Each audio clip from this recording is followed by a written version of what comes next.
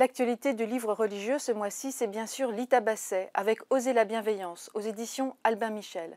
Dans ce nouveau livre, la théologienne protestante revisite le concept de péché originel, une question qui la travaille depuis longtemps et de façon très personnelle.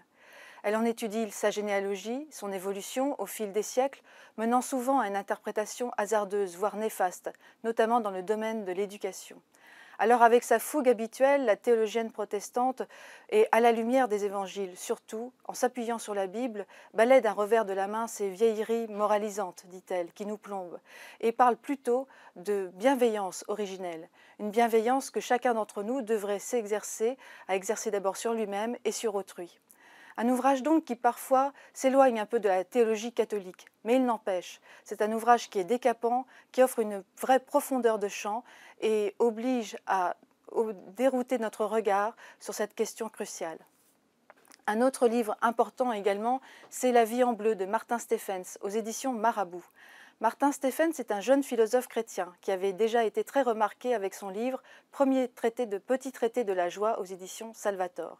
Eh bien ici, il revient avec un petit livre de philosophie pratique, comme on dit, un ouvrage extrêmement accessible et bienvenu.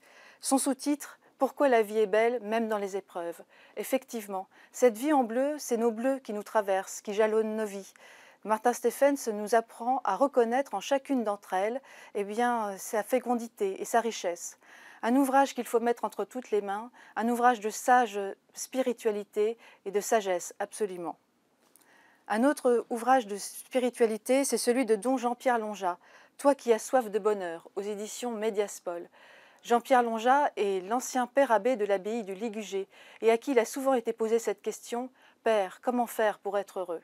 Alors c'est à l'aune de 3 axes fondamentaux pour mener une vie heureuse que sont le désir, l'amour et le sens de la vie que ce moine bénédictin répond, avec une finesse spirituelle toute particulière. Pour continuer cette sélection, 2 belles biographies, celle de Benoît Labre, un saint méconnu du XVIIIe siècle qu'il faut absolument redécouvrir, par Marc Loison aux éditions Salvator, également aux éditions Salvator, Saint Christophe par Christophe Maury, et enfin pour terminer cette sélection, un beau livre pour débuter dans cette période de carême, Manuel de combat spirituel d'Alain Noël aux éditions MAM, et enfin un ouvrage très bienvenu des éditions de l'Atelier pour bien connaître la pensée sociale de l'Église, Notre bien commun, par la Conférence des évêques de France et le Service national Famille et Société.